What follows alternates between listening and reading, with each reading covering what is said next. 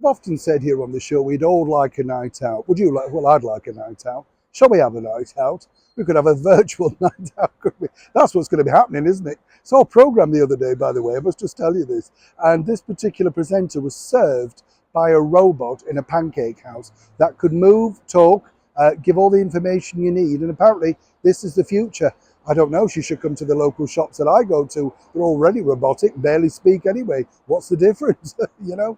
Anyway, I wanted to share this with you because over here, a theatrical producer in London has basically said that he didn't think the ticket prices to go and see said shows over here in London's glittering West End were that really extortionate given the production values. And this really has faced something of a bigger kickback, as you can imagine. You see, the problem now is if you and I want to go to the theatre, an average ticket, unless you get a discounted one, could be anywhere from 60 right through to £200, depending on time and date, etc. Big shows like Mamma Mia, Phantom of the Opera, all of that sort of stuff, very expensive to go and see. And when I put a call into said producers and said, look, you know, would you care to elaborate on this particular story? They kind of got a little bit iffy and didn't want to talk about it. But you see, what I always think is this, and I'd love to know your thoughts on this. Way back in the 1950s, when Variety was struggling over here in the United Kingdom, that's vaudeville, I believe, to the rest of the world.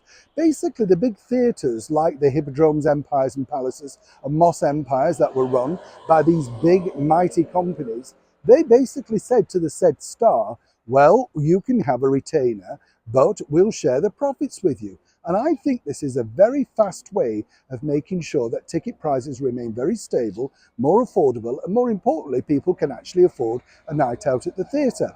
You see, they operated by this. If this said superstar was so popular and they were worth, say, let's imagine £12,000 a week for 8 shows a week, well, if they feel they can pull that in, why not use your own name, your own star power to do so? This might incentivize them more to go out and publicize the show, which they seemingly don't want to do. But of course, no, theatre producers don't want to do that. That's too much of a risk. They don't want to put themselves in the firing line. They believe by putting up a poster, sending it around on social media, we'll all come flocking simply on the star power names. But you see, the bottom line now is we don't have that many big names to entice people in. And theatre producers seemingly don't seem to understand that. Yes, you can have a literal cast of unknowns, but then keep the ticket prices accordingly. They want to charge star prices for unknowns for ticket prices. You get the picture. So who's right and who's wrong? You agree with the theatre producer. Are the ticket prices, well, just the way they are in this climate? Or would you like to see a role of, well, if this particular star feels they can sell out that show, then it should be their name? As we pointed out recently in Las Vegas with Kylie Minogue, yes, she's already added extra dates. They always do this. But the arena itself is not very big, and I don't mean that unkindly. It is theatre size. Normally, Kylie would be selling out arenas back in the heyday.